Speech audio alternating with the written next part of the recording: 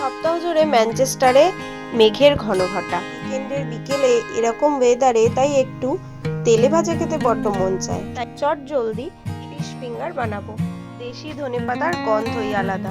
Hello friends and family, এর সাথে শুরু করলাম আজকের রেসিপি। পাসা মাছের ছোট ছোট টুকরো করে কেটে নিয়েছি, এর মধ্যে নুন আর লেবুর রস আর গোলমরিচ দিয়ে মাখিয়ে রাখলাম। এবার একটা পেস্ট বানিয়ে নেব।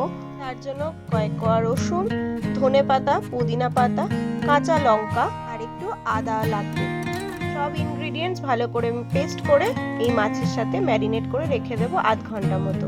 এরপরে একটু কর্নফ্লাওয়ার দিয়ে আবার মাছটাকে ভালো করে ম্যারিনেট করে নিলাম। এরপর কোটিং করার জন্য একটা ডিম ফাটিয়ে নিলাম, এতে একটু লবণ আর গোলমরিচের গুঁড়ো মিশিয়ে দিলাম। এরপর মাছগুলো একবার ব্রেড ক্রামসে কোটিং করব আর তারপরে আবার ডিমের গোলার মধ্যে দিয়ে আবার আরেকবার ব্রেড ক্রামসে ডাবল কোট করে নেব। 160 ডিগ্রিতে প্রিহিট করা ওভেন বা এয়ার ফ্রায়ারে দিয়ে 15 মিনিট কুক করে নিলেই ready zero oil fish fingers. এমনিতেই খুব খাস্তা আর মুচমুচে হয়েছে, তেলে ভাজার মতোই। রেসিপিটি কেমন লাগলো কমেন্টে অবশ্যই জানাবেন, আর ভালো লাগলে আপনারাও বাড়িতে ট্রাই করে দেখুন। Thanks for watching, bye bye.